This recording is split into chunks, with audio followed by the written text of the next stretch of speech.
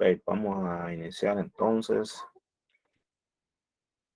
Ya casi estamos en las últimas de la asignatura. Ya faltan solamente, creo que 1 o 2 días, sí, 2 días nada más de clase, conmigo, pues. Viernes y el miércoles, y luego creo que inician las exposiciones. Así es que ya estás listo para las exposiciones, porque ya vienen, creo que las 3 semanas son. Ahí revisa usted su programación.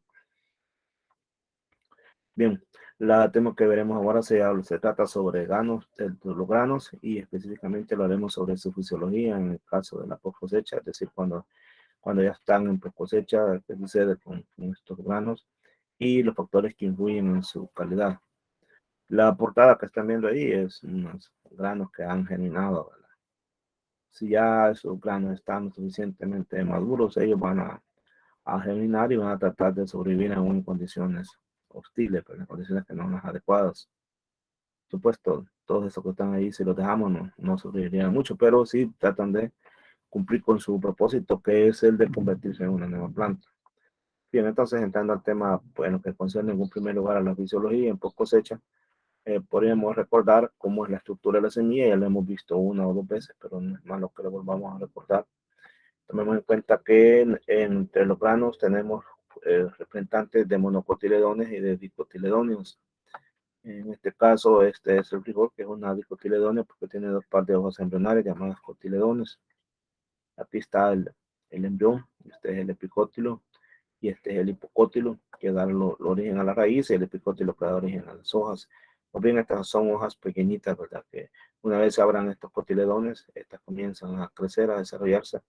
Y claro, los cotiledones van desapareciendo porque ya cumplieron su función. ¿Cuál ha sido su función? Nutrir al embrión mientras desarrolla las hojas primarias. Estas son las primeras hojas que hacen fotosíntesis. Con los azúcares que estas sinteticen, se van a fortalecer las nuevas hojas que vienen, y así se va desarrollando la planta. Va creciendo el tallo y obviamente también la radícula se convierte en raíz. Hasta que llega el momento que alcanza la etapa ya de madurez, cuando desarrolla flores y luego poliniza, desarrolla el fruto, las semillas, y la historia vuelve a repetirse. Por otro lado tenemos bueno, este es una semilla de frijol, y aquí está mostrando una parte, un cotiledón, y aquí está mostrando el embrión. Todavía aquí está blanquito, aquí está más avanzado porque ya están verdes las hojas. Y acá estamos mostrando semillas de maíz, que este es una monocotiledón, es decir, solamente tiene un cotiledón, y este que está acá es el embrión. Una cosa que caracteriza también a estos cariópsidos, así le llaman este tipo de frutos, es que no se puede separar el embrión de- del tejido endospermático. Están bien pegados. Entonces, en este caso no, pero en este caso del maíz sí va. Entonces, igualmente estos embriones, si no sufren daños por hongos, si no sufren problemas dañados por insectos, por roedores, entonces llegan a germinar. Pero si durante su proceso se dan ahí aumentos de temperatura y todo eso, entonces pueden llegar a producir incluso bebidas que son fermentadas, algún tipo de alcohol, ¿verdad? Entonces ya vamos a ver cuándo es que eso sucede. Los granos tienen una composición química que nos sirve a nosotros para nuestro mantenimiento. Por ejemplo, en el caso del frijol, contiene, por supuesto, tiene agua, es donde están disueltas las proteínas, los lípidos, carbohidratos y cenizas. Entonces ahí están los porcentajes. El frijol blanco, frijol rojo, hay frijol castaño también, ahí están los porcentajes. También tenemos el maíz, cacahuate, arroz, todos los componentes que estos tienen: centeno, sorgo, soya, trigo, girasol. Todos estos son granos que se utilizan para nuestra alimentación o la alimentación del ganado, para la obtención de aceites, en fin, son muy útiles para el humano.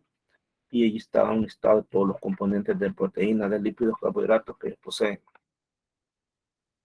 Hablemos un poco sobre los aspectos fisiológicos de estos tipos de granos. En primer lugar, una vez que se están almacenados, los granos continúan respirando, pero esta respiración no nos es beneficiosa a los humanos. ¿Por qué? Porque genera deterioro en la calidad de los granos, ¿no?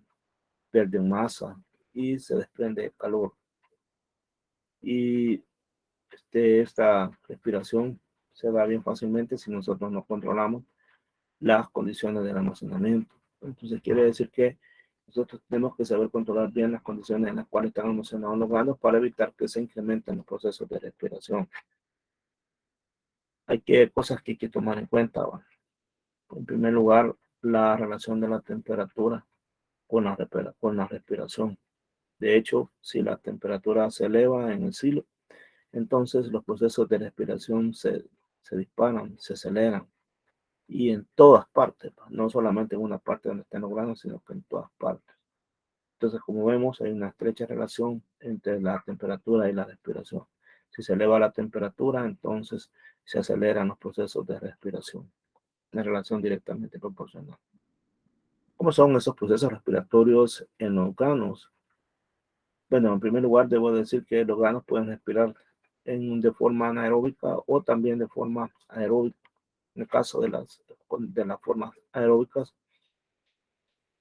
se utilizan el oxígeno que está en la atmósfera, el oxígeno que está en la atmósfera. Entonces, allí por medio de ese oxígeno, ellos oxidan los carbohidratos y oxidan las grasas. Y aquí podemos decir que tenemos esta ecuación en la cual tenemos estos azúcares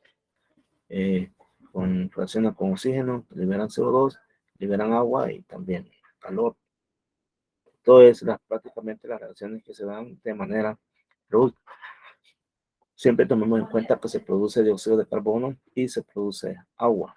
Y en todo este proceso se libera energía en forma de calor. Entonces, cuando decimos entonces que los granos están respirando, entonces también están desprendiendo calor. Hay un desprendimiento de calor y aquí lo estamos viendo. Entre oxígeno sale CO2 y sale agua. ¿Por qué sale CO2 y sale agua?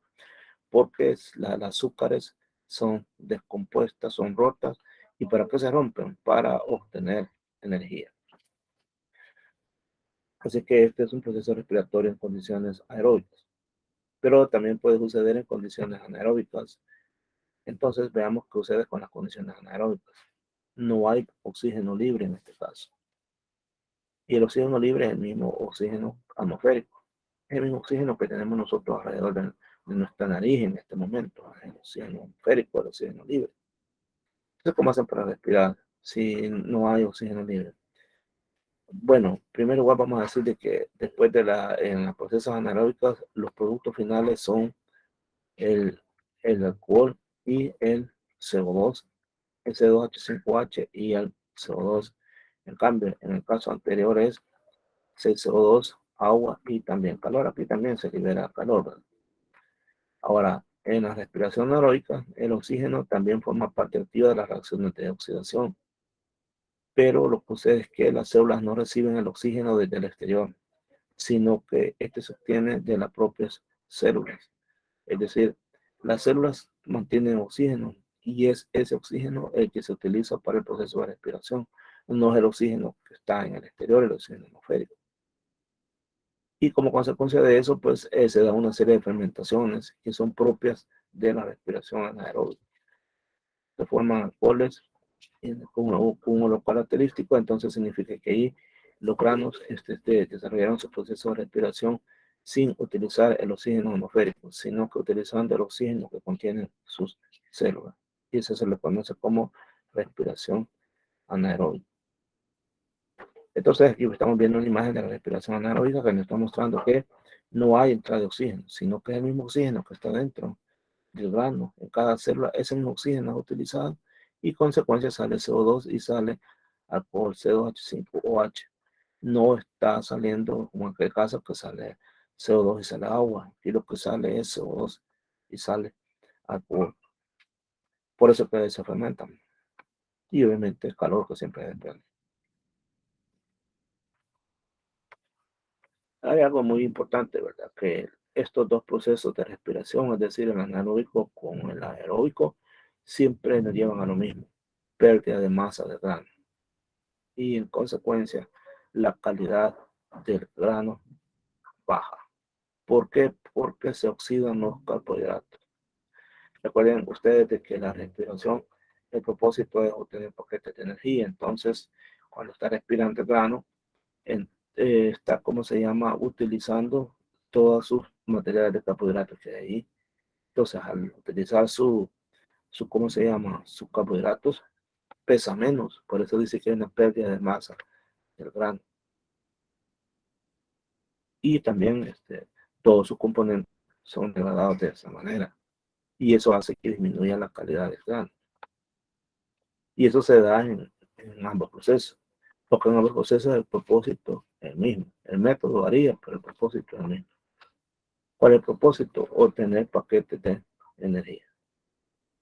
Entonces ahí estamos mostrando todos los granos. Uno realizando el proceso mediante el uso de oxígeno atmosférico y el otro utilizando el oxígeno que hay internamente en cada célula. A uno se le dice respiración aeróbica y al otro se le dice respiración anaeróbica. Al final siempre hay liberación de calor en ambos. Lo que también varía es los productos que salen de la reacción.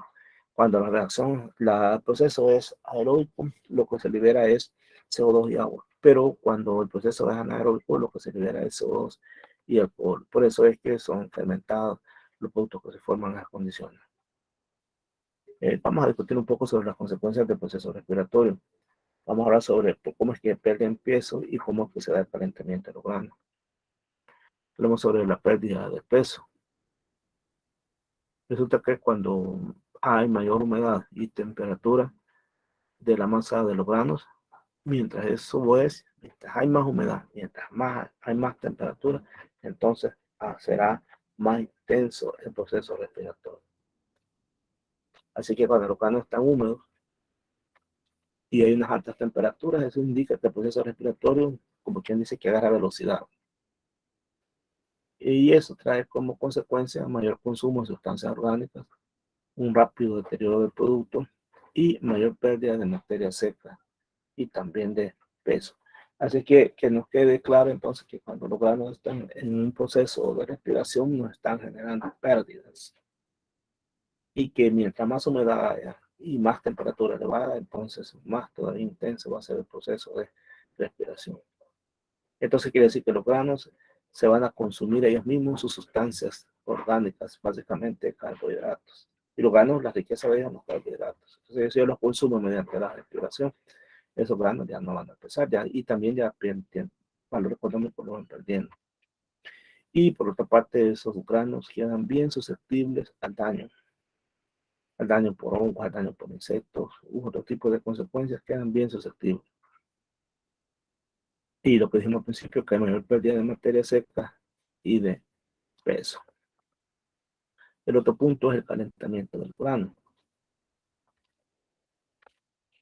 Podríamos nosotros hablar sobre el calentamiento de granos secos o calentamiento ocasionado por insectos, así se le conoce a ese, y el otro se le conoce como calentamiento de granos húmedos. Existen entonces dos tipos de calentamiento: calentamiento de granos secos y calentamiento de granos húmedos. A calentamiento de granos secos se le conoce también calentamiento ocasionado por insectos. Hablemos un poquito sobre este calentamiento de granos secos o calentamiento ocasionado por insectos. Puede llegar a producir temperaturas hasta de 42 grados centígrados. Como por la acción de los insectos, entonces se puede llegar a calentar una fracción de los granos húmedos por la acción de los insectos. Y entonces eso a lo que favorece es que se den procesos de fermentación y de crecimiento microbiano.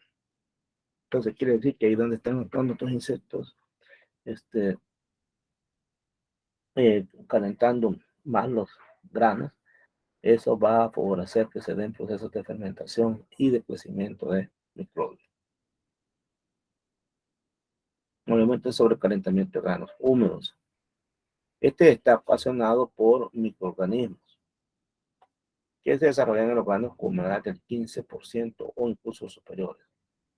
Y se pueden llegar a alcanzar temperaturas hasta de los 62 grados.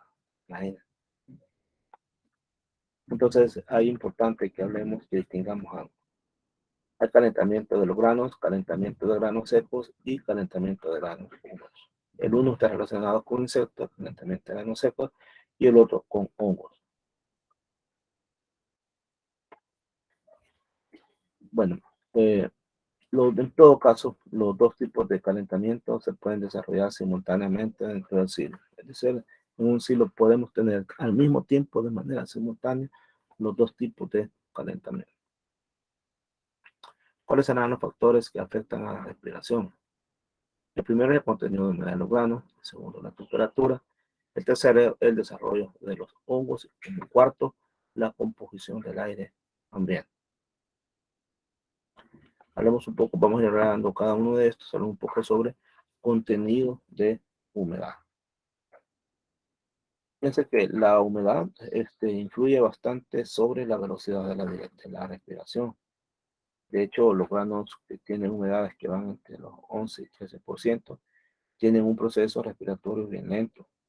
Pero si se aumenta el contenido de humedad, entonces se va a considerablemente también a incrementar la respiración y en consecuencia va a darse un deterioro de los granos. En cuanto a la temperatura, ¿qué podemos decir? Esta aumenta bastante de manera bien rápida cuando la temperatura se eleva de 30 a 40 grados. Llega a los 40, entonces va a ir aumentando de manera cada vez mayor, hasta que se produce un acentuado descenso del proceso. Va a llegar un momento en el que ya no se va a seguir elevando. Y eso puede acelerar la respiración 2 o 3 veces, obviamente hasta que llegue al límite. Ya después de ese límite va disminuyendo. ¿Y por qué disminuye? Porque las enzimas del órgano son destruidas, porque la misma temperatura, como alcanza, se pone bien alta, entonces esa misma temperatura destruye las enzimas. Entonces, si al destruir las enzimas, entonces ya no se pueden dar los procesos respiratorios. Por eso es que se disminuye la respiración. El otro punto es el desarrollo de hongos. Se puede llegar, en este punto podemos decir que se puede llegar a un momento en que los órganos húmedos ya dejan de ser organismos vivos y van a dejar de ser organismos vivos cuando han desaparecido las enzimas, cuando ya fueron destruidas. Entonces ya no puede comportarse como se llama, como un organismo vivo en ese momento. Y en ese momento se convierten en sustrato alimenticio de los hongos. Los hongos, ellos sí siguen respirando. Ellos sí continúan respirando y consecuentemente transformando la materia seca de los granos en gas carbónico, en agua y en calor. Otro punto es hablar sobre la composición del aire ambiente. Esto es, cuando hablamos del aire ambiente, vamos a hablar de una relación que trae entre el gas carbónico y el oxígeno. Y resulta que esa relación entre carbono y oxígeno afecta el proceso respiratorio de los granos. En ese sentido, cuando más grande sea la proporción de CO2 y más pequeña el oxígeno, entonces menor será la intensidad respiratoria de los granos. Obviamente de los granos que están almacenados, ya sea en una bodega o en un silo. Así que cuanto mayor sea la proporción de CO2 y menor oxígeno, menor va a ser la intensidad respiratoria. Y es obvio, ¿verdad? Es obvio que va a ser menor porque va a haber menos oxígeno. Pero ¿cuáles son los factores que influyen en la calidad de los granos? Son varios, ¿verdad? Podemos hablar en un primer lugar sobre condiciones climáticas durante el periodo de maduración de la semilla, sobre el grado de maduración en el momento de la cosecha, sobre daños mecánicos, impurezas, humedad, temperatura, microorganismos, insectos y roedores. Vamos al primer punto, condiciones climáticas durante el periodo de maduración de la semilla. Aquí estamos hablando de la etapa en la cual la semilla está como quien dice acumulando y lo hace de manera bastante rápida materia seca, obviamente en el campo, antes de ser cosechada.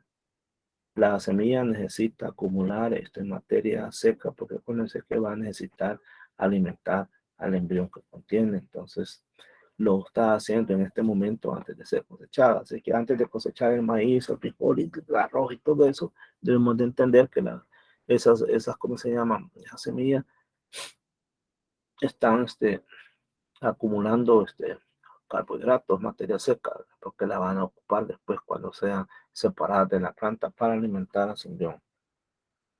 Ahora, hay veces de que esto, como esto es en el campo, hay veces que en el campo hay sequías y cuando eso sucede, entonces la semilla va a pesar menos y va a pesar menos, ¿por qué? Porque tiene menos contenido de materia seca y en consecuencia pues van a ser menos vigorosas y tendrán menos potencial para el almacenamiento.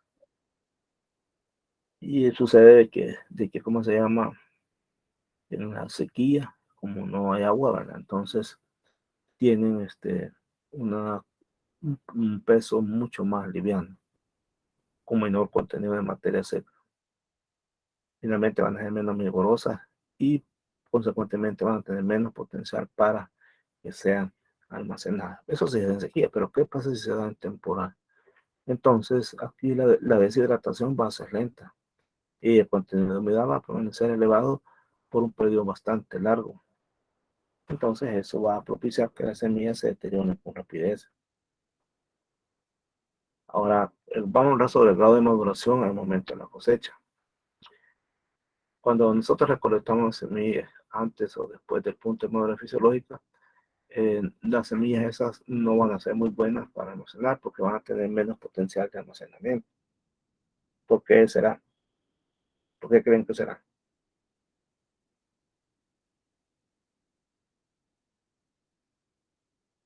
Porque las semillas recolectadas antes o después del punto de madurez fisiológica son semillas con menos potencial de almacenamiento. ¿Por qué será? Bueno, tomemos en cuenta que no han alcanzado su máximo vigor y además ya de momento inicia su proceso de deterioro una vez cortadas o recolectadas. Daños mecánicos es el otro punto. Bueno, pues es obvio que los daños que están quebrados se van a dañar más rápido que los que están enteros. Y también esos sacos granos quebrados son focos que pueden afectar a los demás granos. En ese sentido, una semilla se puede dañar mecánicamente bajo las siguientes circunstancias: en la cosechadora, durante el beneficio, durante el almacenamiento o durante el transporte. Y está, por ejemplo, el caso de la drenadora. La drenadora es una importante fuente de daño, porque en el momento que se está desgranado, entonces se da ese daño. Allí en ese momento ocurre cuando se está dando el desgranado. Acuérdense ustedes que el desgranado es cuando se separan los granos de la vaina que los contiene, de la mazorca. Entonces ahí siempre hay daño. Durante el beneficio también va. Como van pasando por un montón de equipos hasta que llegan al campo, entonces en todo ese proceso se dan rozamientos, se dan caídas que le causan daño. También cuando se da el almacenamiento, resulta que los granos que quedan abajo son los que más daño soportan porque les toca estar aguantando el montón de granos que están arriba de él. Igualmente durante el transporte también hay daño, ¿no? De cualquier tipo. Siempre hay daño. Las impurezas es otro punto que hay que abordar porque ya sabemos que los granos que llevan impurezas, ¿cuáles son las impurezas? Pedazos de suelo, de piedras, restos de insectos, restos de heces fecales de ratas, todo eso son polvo, todo eso son impurezas. Entonces, obviamente, en esas impurezas van microorganismos, van bacterias y van esporas de hongo. Entonces, eso al final, con una media humedad, se desarrollan todas esas enfermedades provocadas por hongo y bacterias. La humedad. El contenido de humedad igual es muy importante, ¿va? Tanto que es el principal factor que influye o que influye en la calidad del producto que lo tenemos guardado por ahí. Importante mencionar que si tenemos granos húmedos, entonces definitivamente eso van a ser un medio para el desarrollo de microorganismos, también para insectos y también para ácaros. La temperatura también no podemos dejar de hablar de ella, porque todos los alimentos y cualquier material biológico lo vamos a conservar mejor cuando está en ambiente refrigerado. Por eso la importancia de la refrigeradora. Y eso se conserva mejor, sobre todo si su contenido de humedad es alto. ¿Y por qué razón? Porque se basa en el principio que la mayoría de las reacciones químicas se aceleran con el aumento de la temperatura y disminuyen si baja la temperatura. Pero ¿qué sucede si tenemos granos con altos contenidos de humedad que no los podemos guardar para almacenamiento convencional? ¿qué hacemos? Entonces podemos conservarlo mediante la refrigeración. En la imagen ustedes están viendo ahí ductos que llevan aire refrigerante para los hilos, que son muy utilizados también para evitar problemas asociados, como lo vimos acá, con la temperatura. Ya vimos acá que las altas temperaturas se aceleran, permiten acelerar las reacciones químicas, pero si se las bajamos, entonces también se disminuyen las reacciones químicas. Las bajas temperaturas en ese sentido pueden compensar los efectos de un alto contenido de humedad, evitar el desarrollo de microorganismos, insectos y ácaros que atacan los granos almacenados. Ahora hablaremos sobre los microorganismos. Aquí dentro de esto los hongos son los principales que atacan los granos. A ellos les gustan más los ambientes o sustratos que tengan un gran contenido de humedad. Y además se les considera que gracias a ellos se da un aumento de la temperatura en los granos húmedos. Aquí tenemos hongos en el campo que pueden ser en las mazorcas. En este caso, contaminan los granos antes de la cosecha y necesitan para su desarrollo, como todo hongo, bastante humedad. Pueden incluso provocar pérdidas no solo de granos, sino que de la coloración natural y del brillo, de su brillo de los granos. Y eso obviamente le va a reducir el valor comercial del producto porque le reduce la calidad. Eso sucede en el campo, pero también en el almacenamiento, ahí los hongos que más abundan son aspergillus y penicillium.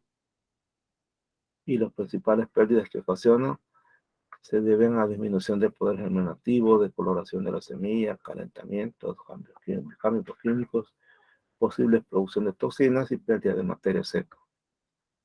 Los insectos también no podemos dejar de lado en esta charla, porque si la población de insectos, por ejemplo, se dispara, entonces se va a disparar también las temperaturas y la humedad de los granos y aumenta el contenido de dióxido de carbono. Eso después trae que se reduce el contenido de oxígeno en el medio ambiente. El embrión, por su parte, puede sufrir no uno, sino que diferentes tipos de daño hasta que finalmente muere,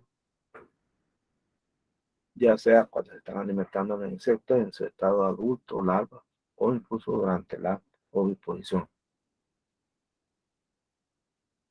Pero supongamos que sobrevive el embrión, entonces las reservas del endospermo pueden ser suficientes para el desarrollo normal de la planta. A veces logra sobrevivir el embrión, entonces si hay suficiente reserva en el endospermo, entonces germina y se desarrolla la planta. Los roedores no podrían faltar, son los cereales, a los roedores no tienen mucha protección y son bastante vulnerables y probablemente los roedores son los que ocasionan mayores daños, principalmente pues la gente que tiene pues, sus pequeñas graneritas para guardar granos en saco, pequeños productos. Las pérdidas que pueden ocasionar son de tres tipos. No consumen una cierta cantidad de productos, luego contaminan una cantidad mucho más grande de productos y finalmente causan graves daños a los envases.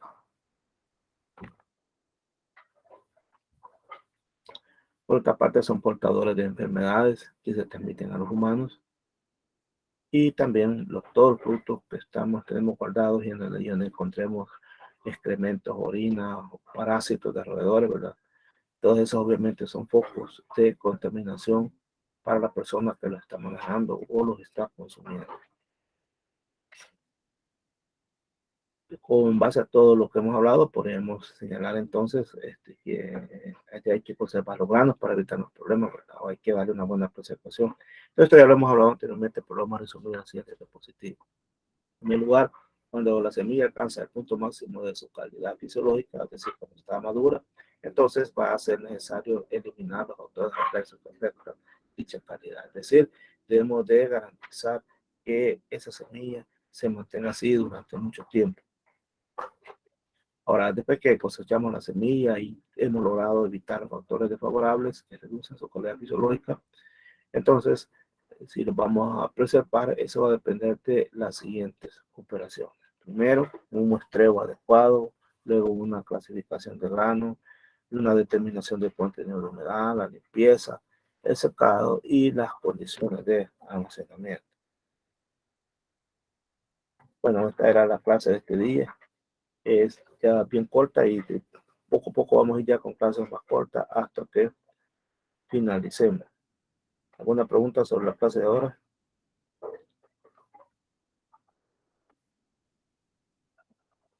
Solo vinieron 19. Bueno, si no hay pregunta, entonces finalizamos la actividad acá y nos vemos el viernes. El examen pasó para el viernes porque a mí me había olvidado publicar la presentación de muestreo. Ayer un estudiante me recordó, entonces ya no me acordaba del examen ya tampoco. Pero ya está, entonces el examen, ya se lo voy a publicar, el examen ahí en campus. Ya solo está que lo suba, ya las presentaciones ya están allí. Entonces, el viernes a las 7:15 vamos a poner el examen, porque es corta la clase para el viernes también. Entonces, a las 7:15 va a ir el examen y después la clase para este viernes. ¿Alguna duda sobre eso? Ahí va a poner los temas a evaluar. No, me refiero al examen corto del viernes, que es de muestreo. Y más, sí, ya les voy a poner los exámenes, los temas para evaluar para el examen, sí, ya los voy a publicar.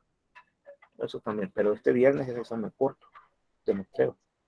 ¿De acuerdo? Licenciado, y solo para el corto del viernes, solo lo que publicó ayer en la noche. De muestreo, sí.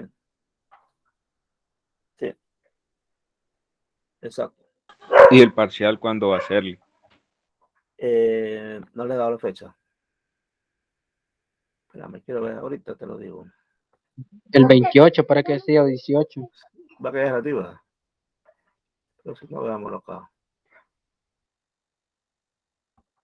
28. Ah, pues 28, Iván. El otro año. Ya es el 28, no creas, sí, aquí está el 28 de junio. Está. El otro año lo quiero hacer. O lo quieren hacer más rápido. Ah, las posiciones, mira, las posiciones están para él. El grupo del 1 al 5 expone el día 21 y de 6 a 8 expone el día 24. Estamos a 7, 5, así es la onda. Y para las exposiciones todos tienen que exponer. No, rifado. Va a ser rifado. Tal vez tengas suerte y ganan vos. Va a ser rifado. Solo que van a exponer dos, va. O uno si quieren. Y ustedes deciden que pongan solo uno o que pongan dos.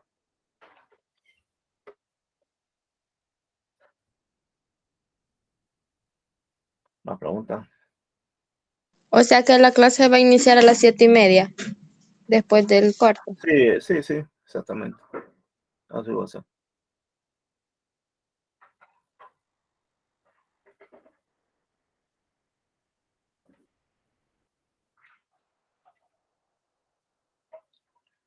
Así va a ser. Bueno, entonces, si no hay más preguntas, llegamos hasta aquí y nos vemos el viernes corto y después clase.